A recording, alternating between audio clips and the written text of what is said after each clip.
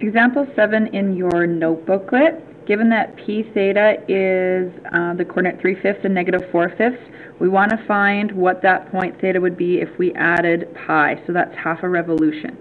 So we'll draw a little sketch of this. I want to see where this coordinate is in terms of quadrants. So if my first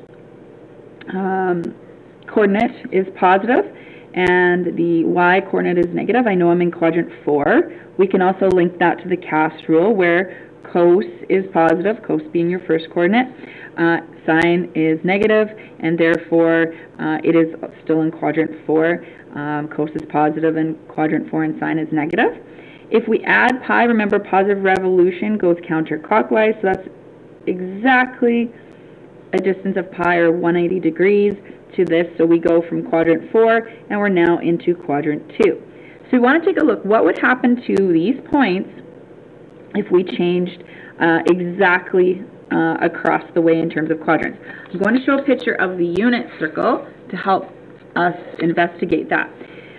I'll just pick any coordinate here. So this has the angle 11 pi by 6 has a coordinate √3/2 and -1/2. If I was to go exactly 180 degrees around, I still have the same reference angle because I have another pi by 6 value. Let's take a look and compare these coordinates. If you take a look, you'll see that in terms of the numerical value, √3/2 stayed as the x coordinate and 1/2 stayed as the y, but what did change was the signs according to which coordinate, or the cast rule. So now my x is negative and my y is positive, or we can still think about that as with the cast rule and sine being positive and cos being negative.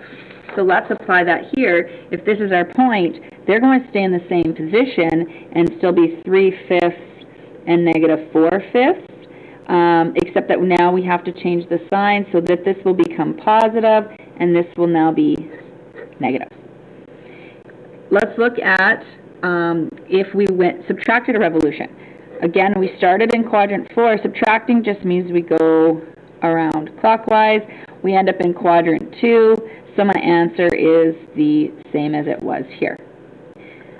Take a look at pi by 2. Pi by 2, if we add pi by 2, we're going only 90 degrees this way. So that puts us now into quadrant 1.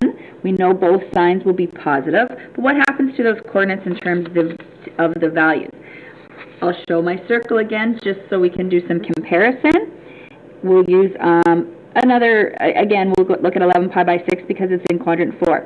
If I move this pi by 2, remember that's 90 degrees, I'm going to get this distance here. You can see how that's a right angle. Okay, my reference angle's changed. It was pi by 6. Now my reference angle is pi by 3. If we compare those two coordinates, you can see that they switch places. Okay, the 1/2 and √3/2 and pi by 3 have switched with this. Okay, again, the signs will match the cast rule, so in quadrant 1 they'll both be positive. So we can apply that to our coordinate. Our coordinate 3/5 and -4/5. Okay, they're both going to be positive, and they have now switched places. Okay, finally, if we look at subtracting pi by 2, again, I start in quadrant 4. I'm going to go into now quadrant 3. Okay, same idea is going to happen. If I move just 90 degrees, I have changed my reference angle, so instead of a pi by 6, I have a pi by 3. The point being that these coordinates will switch place. Okay, even though this would be a different angle that these are coming from, the same would be true. Okay, so these would switch places. So we would have 4/5 and 3/5, and in quadrant 3 we would have both signs negative.